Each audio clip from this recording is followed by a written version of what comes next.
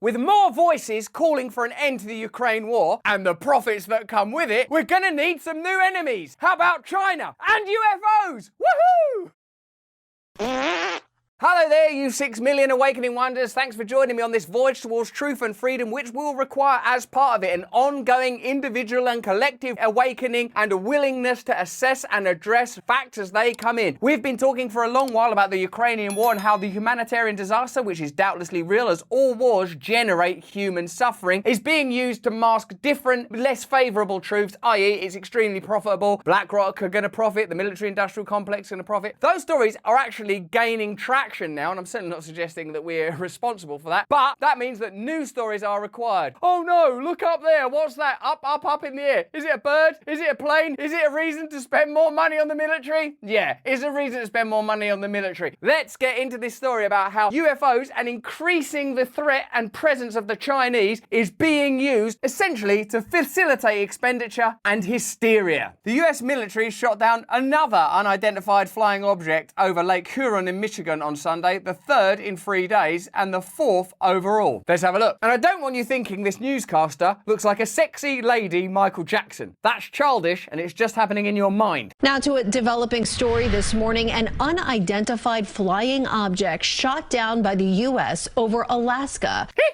This, of course, follows the downing of that Chinese spy balloon last weekend. You'll notice that the mainstream media narrative in this instance appears to be about the generation of mystery and inquiry rather than conclusion. In fact, do you remember that film, Don't Look Up? This is the opposite of that film, Don't Look Up. It's called Do Look Up. Look up here and don't look what's going on around here. In the relationships between Congress and the military-industrial complex, which people in Congress own shares in companies like Raytheon and Lockheed Martin. Essentially, part of this story is about a distraction. Andrea, before it was shot down, pilots were able to get close enough to that unknown object to see that it was unmanned and drifting in the wind. Drifting in the wind? When did the news start talking like that? Are you a newscaster or are you Bob Dylan? The answer, my friend, is drifting in the wind. The answer is drifting in the wind. And also it's passing through Congress now in new measures to escalate tensions between us and China and generate profits for Northrop Grumman, Lockheed Martin and Raytheon, my friend. President Biden ordered the takedown that was executed by an F-22 fighter jet Friday afternoon. The unknown object was spotted off the coast of Alaska Thursday night at 40,000 feet in the air and floating northeast. These are the kind of things that are continually happening. The use of UFOs, though, on the news, I'm not familiar with that. Are you? Don't you remember? When I grew up, UFOs, there are no such thing as you could only hear about UFOs if you went to the more, let's face it, the darker corners of the internet, from which we are now banned. So it's interesting to see this stuff entering into the mainstream. Let me know in the chat and the comments what you think they're trying to achieve. Is this a distraction? Is this an opportunity to escalate tensions and expenditure in a presumed forthcoming war between the US and China? How do you think this is functioning? One thing we know for sure is if you see it on the mainstream media, it will not be at odds with the interests of the powerful. That's not how things work. We know that by now, right? Do you have anything to the object shot down over Alaska, Mr. President? Success. Do you ever wonder that at a time where Joe Biden's approval ratings are low, the war between Ukraine and Russia is becoming more complicated and is more revealing? The Nord Stream pipeline, people are questioning that, the amount of profits, BlackRock's role, subsequently Zelensky being used potentially as a kind of puppet figure, that what's required is a sort of a distraction and some sort of potentially successful, unequivocal success story, like shooting hot air out of the sky just so he can perch outside of a government building and literally say the word success at nothing. The White House says the object was about the size of a small car, unmanned. Not an unmanned car, it was like a car, it's not actually a car. In other news, flying cars have been invented now. Ah, I'm panicking! Posed a reasonable threat to the safety of civilian flight.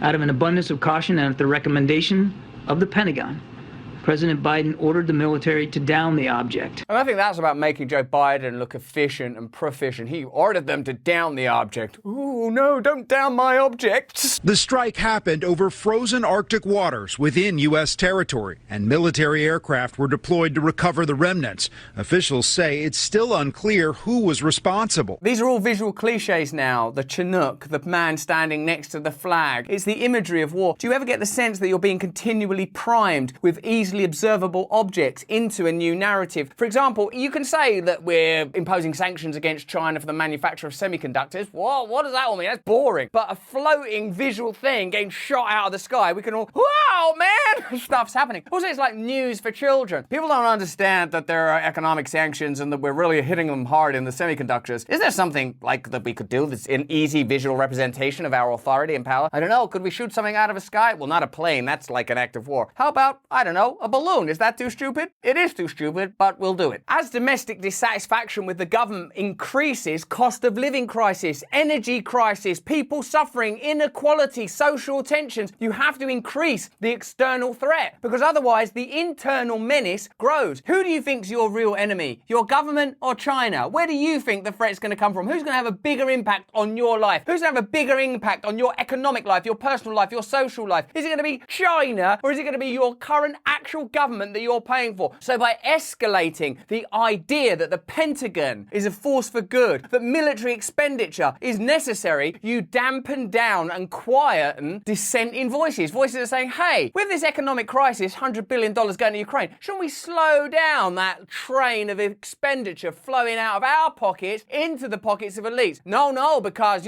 balloons. And if balloons ain't scary enough, what about Alf and E.T. and all those guys? They could be coming to you in a hot air balloon. I don't care. I like E.T. and Alf. But what about bad Alf? Like a bad Alf coming to you in the night and bad E.T. with that glowing finger? Man, if that guy starts thinking cuckoo and in league with the Chinese, he'll red finger you where the sun don't shine. The White House says this latest object was smaller and less mobile than the Chinese spy balloon, which could maneuver in the air. Oh my God, what are they doing? Maneuvering in the air. Ah! Well, for God's sake, don't then start spending money on internal infrastructure, jobs and houses for ordinary people. Spend that money up there on that maneuvering son of a bitch. You maneuvering son of a bitch. USA. You've maneuvered your last maneuver, you hot air son of a gun. Pieces of that balloon were recovered off the South Carolina coast and are still being investigated. Look at it there behind a crime scene. Like, it's not going to do anything now. Oh no, it's come back to life like the Stay Puft Man in Ghostbusters. The U.S. has now blacklisted 6 Chinese companies connected to it. Can you see the invitation to enter into an extraordinary carousel of interlocking weird narratives? China are spying on us. That's not been proven. There also might be UFOs. That's still not been proven. We're doing sanctions against 6 Chinese companies. You're just deciding that all this stuff is connected when it's convenient. These are events that have been continually happening. It isn't unlike the current conflict. Some people say that war began in 2014 when you did that coup. Other people say that war began when you reneged on the agreement between the former Soviet Union and America not to impinge on former Soviet Union territories. Saying it begins when Russia amassed troops on the border of Ukraine is convenient. Saying that this is potentially China, potentially UFOs, we don't know what it is, give us more money, we're doing sanctions against China. The objective comes first, then the narrative. Former Defense Secretary Mark Esper tells CBS News if it is in fact Chinese, it would be a very troubling escalation, Andrea. Oh, that will be a troubling escalation. Once again, the news is doing the job of the government, of the military-industrial complex. Do you ever stop to think that's not what they're meant to be doing? We just assume, well, of course, the government, the media, and the Pentagon are all in league with one another. We've just accepted that. The US military, it should be noticed, has been using the threat of UFOs to ask for more funding for years. Oh, so there you are. It's a common trope to escalate the threat of UFOs in order to get more funding. So if you put get more funding at the front instead of at the end, it makes more sense. We need to get more funding. China, UFOs? Yeah, that'll do. Capital Alpha Partners analyst Byron Callan said on Friday the incident could limit the risk of a reduction in the defense budget for 2023-2024. Oh, that's interesting because a lot of us were getting a bit sick and tired of this war and the way that public money was finding its way into private hands. I mean, I know it's aid for Ukrainian people, but of course that aid should go first through Raytheon, Lockheed Martin. That's the best way to get it. Don't just start buying them food and trying to end the war and providing shelters and actual support that ending the No, first give the money to people that make missiles and weapons, and hopefully the rest of it will all sort itself out somehow. Hostile balloons drifting over the heads of Americans may add another element to the debate over defense, he wrote. Yeah, an element of fear, which is the element that's required. Certain defense contractors may gain from the balloon incident, Callan wrote. One angle would be the potential for defense measures, although these may be niche programs. The other is if the US decides there is a balloon gap and fields its own fleet, Callan wrote. Balloon gap? Oh no, there's a balloon gap. What are we going to do? Put a balloon in it? Oh, okay. I've done it! Lockheed Martin is one company that could benefit from this situation, as there may be potential to build or add surveillance to new balloon systems. Lockheed Martin shares were up 0.4% Friday. What a coincidence. Secretary of State Antony Blinken postponed a trip to China. He should probably get himself to Taiwan. It's been a while since we've wound him up with that little holiday. President Biden made a thinly veiled reference to the balloon as a national security breach in his February the 7th State of the Union address, declaring, "If China threatens our sovereignty, we will act to protect our country. We're going to give more money to defence companies." Representative Raja Krishnamurthy, Democratic ranking member of the newly formed House Select Committee on China, asserted that the threat is real from the Chinese Communist Party. Hey, we need to do a select committee on China because defence spending might dip otherwise and the domestic population might start questioning the ineptitude of the incumbent government. So let's do this China committee to start amplifying the threat of China. People don't care about semiconductors. I still don't know what one is. Rather than questioning this saber rattling, US media have dispensed panicked spin-offs of the original story, ensuring that the balloon saga, no matter how much the diplomatic decay ensues, lasts as long as possible. The media like it. They like a new sort of distracting story, balloons. Everything's balloons now. People like it. They're sending people out. They're all excited about it. It's all serving an existing agenda. NBC News, The Washington Post and CNN, among countless others, breathlessly cautioned readers that a high-altitude device hovering over the US may have been launched by China in order to collect sensitive information. Local news stations marvelled at its supposed dimensions. The size of 3 school buses, Reuters waxed fantastical, telling readers that a witness in Montana thought the balloon might have been a star or a UFO. I think a boy child will be born somewhere in Michigan that will ultimately prove to be the son of God. Either that or it could just be a balloon. A Pentagon official without evidence, good start, stated in a press briefing that clearly the intent of this balloon is for surveillance. No evidence though. Clearly. But hedged the claim with the following. We assess that this balloon has limited additive value from an intelligence collection perspective, but we are taking steps, nevertheless, to protect against foreign intelligence collection of sensitive information. So it seems that really the balloon is the perfect metaphor for what's happening. It might be visual, and it might be somewhat novel, and in some ways fascinating, but it is filled with nothing but hot air. Despite this uncertainty, US media overwhelmingly interpreted the Pentagon's conjecture as fact. You can see the compliance of the media in the manner of this reporting. That's what's interesting about it for us. Let me know what you think is interesting, is that they don't sort of inquire about it or ridicule it or joke about it. They sort of do the job of carrying the momentum of the emergent message. And that is because they know already that their interests converge with government interests, converge with military-industrial complex interests. Even more than that, you will have people that own bits of all of them. This is more than convergent, it is literally intertwined. Anyway, it's not like spying is just part of international espionage. That's what the CIA, FBI, MI5, that's what all those agencies are for. It's not like it's normal and it's been going on for as long as you've had the nation state. The US sent a naval destroyer past Chinese-controlled islands last year, and the Chinese military confronted a similar US vessel in the same location a year before. Yeah, but that's different. A boat is not so scary as a balloon. I take your point. When it's balloon for balloon, balloon on balloon violence, then we'll start taking it seriously. The US military has also invested in its own spy balloon technology. Oh, in 2019, the Pentagon was testing mass surveillance balloons across the US. 3 years later, Politico reported that the Pentagon plans to spend $27.1 million in the fiscal year 2023, adding that the balloons may help track and deter hypersonic weapons being developed by China and Russia. So, there you go. They do it as well. Under the US drone program, the US military routinely violates other countries' airspace and sovereignty. It's part of a routine. Right, up we get. Fly some balloons and drones across foreign territories. What are you doing? Oh, sorry, I always do that, sorry. Not by spending spy balloons. See? It's not the same. It's not spy balloons, but flying robots armed with missiles.